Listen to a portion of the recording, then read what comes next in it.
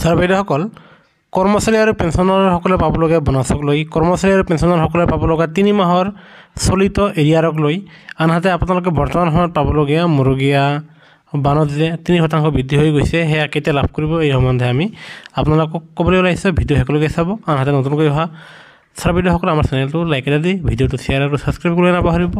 Sir বাইদেউসকলে আপোনালোকে জানে প্ৰতি 6 মাহৰ অন্তৰালত আপোনালোকৰ মৰুগীয়া বোনাছ বৃদ্ধি পায় আৰু সেয়েহে জানুৱাৰী মাহৰ পৰা এই জুন মাহলৈকে আপোনালোকৰ যি 6 মাহৰ সূচকাংশ তাৰ ভিত্তিত এয়া চাব স্ক্ৰীণত আপোনালোকৰ 3% মৰুগীয়া বোনাছ বৃদ্ধি হোৱাটো 100% নিশ্চিত হৈছে। কিয়নো আপোনাৰ মে' মাহত আছিলে 144 পইণ্ট আৰু এইবাৰ একেবাৰে 1 পইণ্ট বাঢ়িছে। 1 পইণ্ট বাঢ়া মানে বহুত ডাঙৰ কথা, যাৰ ফলত এইবাৰ হৈছে 145 পইণ্ট আৰু তাৰ ফলত জানুৱাৰী মাহৰ পৰা জুন মাহ এই 6 মাহৰ সূচকাংকৰ ভিত্তিত এয়া চাওক আপোনালোকে, যিহেতু আপোনাৰ এয়া 3% বৃদ্ধি হোৱাটো নিশ্চিত হৈছে আৰু তেনে ক্ষেত্ৰত আপোনালোকৰ এই 3% মৰুগীয়া বোনাছটো কেতিয়া লাভ কৰিব আৰু কোন মাহত লাভ কৰিব, আনহাতে এৰিয়াৰ এই মাহৰ লাভ কৰিব। তেনে ক্ষেত্ৰত কেন্দ্ৰীয় চৰকাৰৰ কৰ্মচাৰী আৰু ৰাজ্য চৰকাৰৰ কৰ্মচাৰীসকলে পৃথকে লাভ কৰিব। প্ৰথমতে কেন্দ্ৰীয় চৰকাৰৰ কৰ্মচাৰীসকলক এই ছেপ্টেম্বৰ মাহৰ প্ৰথম সপ্তাহত কেবিনেট বৈঠক আছে আৰু সেই বৈঠকতে কেন্দ্ৰীয় চৰকাৰৰ কৰ্মচাৰীসকলে এই 3 মাহৰ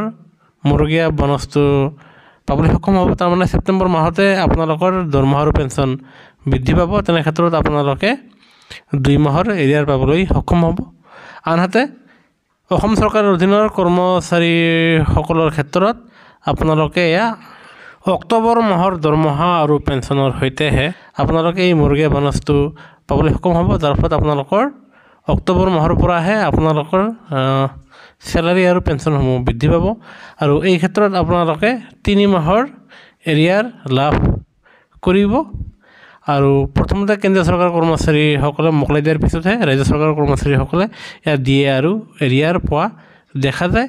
আনহাতে যি বোনাছ, সেই বোনাছৰ কাৰণে ইতিমধ্যে কৰ্মচাৰী সংগঠনৰ ফালৰ পৰা ৰাজ্য চৰকাৰক বোনাছ এইবাৰ মোকলাই দিয়াৰ কাৰণে দাবী জনাইছে।